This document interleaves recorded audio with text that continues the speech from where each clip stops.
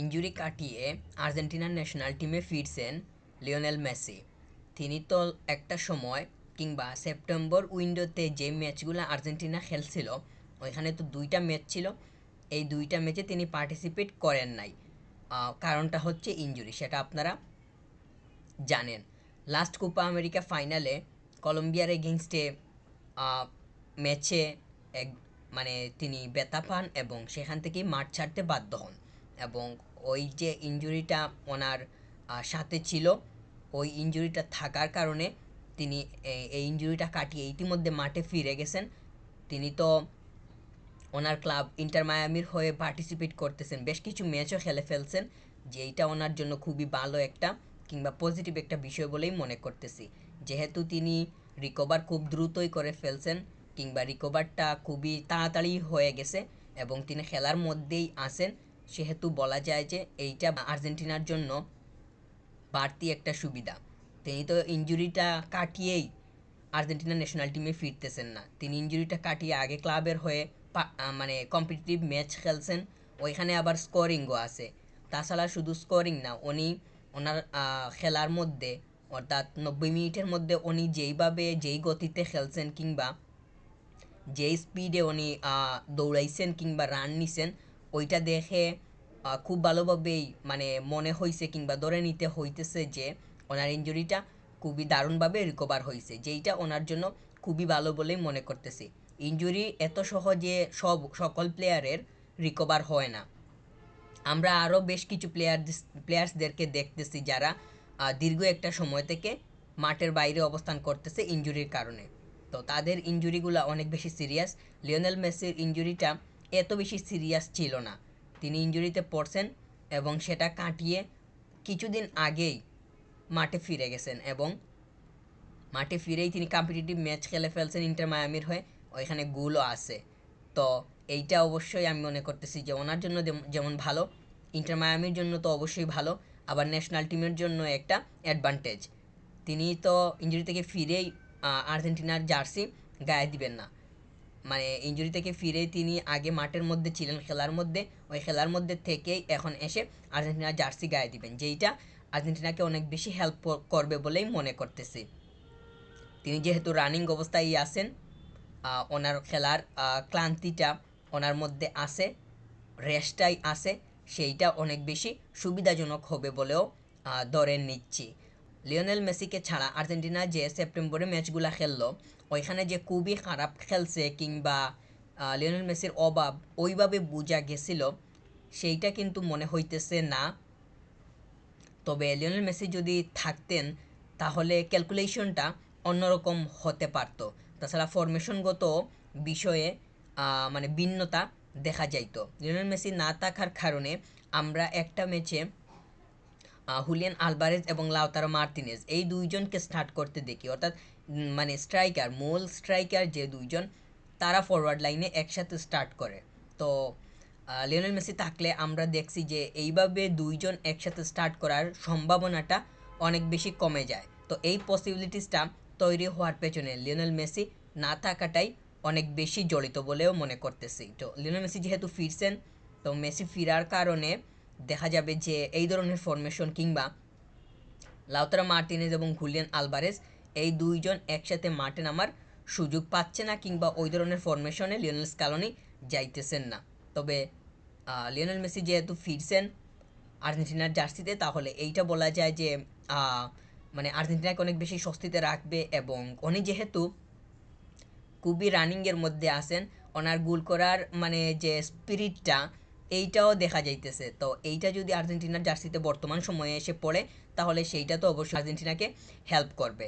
Lionel Messi যেহেতু আর্জেন্টিনার স্কোয়াডে ফিরছেন, তাহলে লিওনেল মেসি থাকা অবস্থায় যেই ধরনের স্কোয়াড কিংবা স্টার্টিং এলিভেনটা দেখা গেছিল ওই রকমই দেখা যাওয়ার সম্ভাবনা থাকবে। তবে ইমিলিয়ানো মার্তিনেজ সে তো সাসপেন্ড, অর্থাৎ 2 ম্যাচ ব্যান ফিফা থেকে নিষেধাজ্ঞার কারণে তাকে আগামী ম্যাচগুলোতে দেখা যাবে না। তো তার সাসপেন্ডটা যতদিন থাকবে ততদিন পর্যন্ত সে তো খেলতে পারবে না, মানে 2টা ম্যাচ, তারপরে গিয়েই তার আবার মানে পারমিশন আসবে, এরপরে গিয়ে সে আবার মাঠে নামতে পারবে। তো এমিলিয়ানো মার্তিনেজ যেহেতু নাই, সেহেতু পূর্বের নেয়া যেই রকম এক্সাইটা কিংবা একাদশটা ছিল ওই রকম থাকবে না।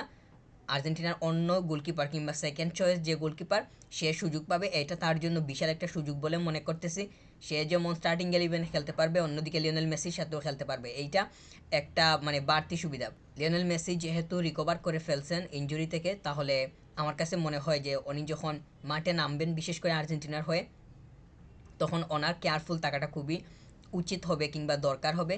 তিনি লাস্ট যেই ম্যাচটাতে কিংবা যেই ম্যাচে কলম্বিয়ার এগেনস্টে তিনি ইনজুর্ড হয়েছিলেন, ওই ম্যাচটাতে আপনারা জানেন, এবং ওনার ইনজুর্ড হওয়ার যে চিত্রটা, উনি রান নিতে গিয়ে এবং ওইখান থেকে একটা জাম্প আসে, উনি সাইড লাইনের বাইরে গিয়ে মানে সাইড লাইনের বাইরে গিয়ে পড়েন। তো ওইখান থেকেই মূলত ইনজুরির রেসটা কিংবা সম্ভাবনাটা তৈরি হয়। তো উনি যেইভাবে রানটা নিছিলেন, এইভাবে তো উনি রানটা মানে মেক না করলেও পারতেন। ওইটা বলটা প্রায় বলা যায় যে লাইনের বাইরেই চলে গেছে। তো ওইটা যদি চলেই যেত, তাহলে হয়তো মানে ইনজুরির দিকে মানে ওনার সম্ভাবনাটা বা পসিবিলিটিসটা যাওয়ার কোনো ধরনের প্রক্রিয়া তৈরি নাও হলে হতে পারতো। তো তিনি যেহেতু মানে যেটা চলে গেছে, এই বিষয়টা সামনের দিকে হয়তো আমার কাছে মনে হয় যে খেয়াল রাখা খুবই দরকার হবে।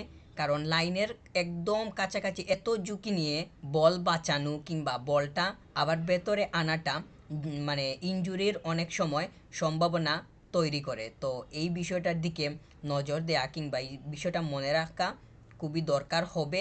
অবশ্যই এইটা লিওনেল মেসি ওনার তো অবশ্যই মনে থাকবে।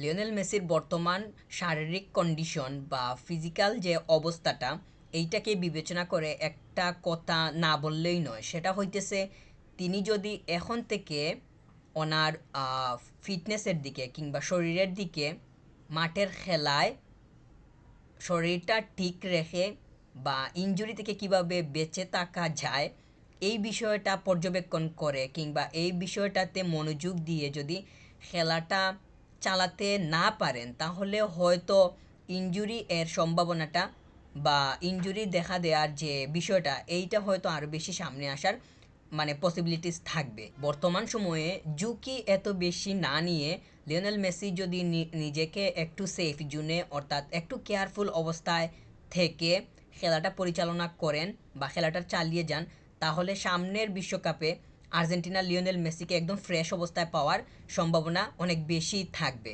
কারণ তিনি যদি বর্তমান সময়ে মানে ঝুঁকিটা একটু বেশি নিতে চান কিংবা মাঠের মধ্যে উনি যেইভাবে মানে সচরাচর রান নেন, ওই ধরনের রান নিতে গেলে হয়তো দেখা যাবে যে মানে ইনজুরিতে পড়ার সম্ভাবনাটা বেড়ে যাইতেছে। যেহেতু তিনি সদ্য ইনজুরি থেকে ফিরছেন, তাহলে একটু স্পিডে বা একটু অসতর্ক অবস্থায় থেকে মানে রান নিতে গেলে দেখা যাবে যে ওনার মানে কোনো ধরনের পেইন পাওয়ার কিংবা ওনার যে ইনজুরিটা আগের ছিল ওইটা ফিরে আসার সম্ভাবনা তৈরি হয়েছে। তো এইটা যদি হয়, তাহলে তো ওনার জন্য কোনোভাবেই এটা ভালো হবে না। তাছাড়া তিনি যদি বর্তমানে আবার মানে এই যে এখন তিনি আর্জেন্টিনা স্কোয়াডে ডাক পাইছেন বা তিনি তো ফিট হলেই ডাক পাবেন, সেটা তো মানে একদম সাধারণ বিষয়। মানে তিনি তো এখন যদি মানে কোনো কারণে কিংবা একটু যদি ব্যথা পাওয়ার কোনো ধরনের সম্ভাবনা তৈরি হয় বা দেখা যায়, তাহলে এইটা দীর্ঘস্থায়ী হওয়ার সম্ভাবনা থাকবে।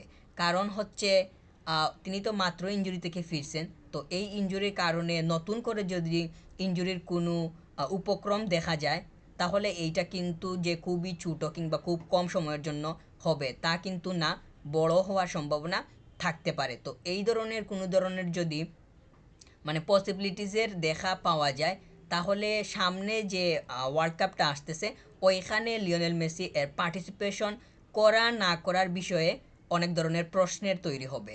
কারণ আমরা দেখছি যে প্লেয়ার্সরা যখন ইনজুরি থেকে ফেরে, ইনজুরি থেকে ফেরার পর ওই সময়ের মধ্যে আবার যদি সে কোনো ধরনের আঘাত পায় কিংবা তার ইনজুরি হওয়ার কোনো ধরনের মানে উপক্রমের দেখা মেলে, তাহলে সে যদি আবার ইনজুরিতে যায়, তাহলে পূর্বের ইনজুরি আর বর্তমানের ইনজুরি দুইটা মিলে কিন্তু অনেক লম্বা একটা সময় চলে যাওয়ার কিংবা মানে অনেক লম্বা একটা সময় ইনজুরিটা দীর্ঘস্থায়ী হওয়ার অনেক বড় সম্ভাবনা তৈরি হয়। এইটার তো অনেক উদাহরণই আছে, আপনারা সেটা জানেন।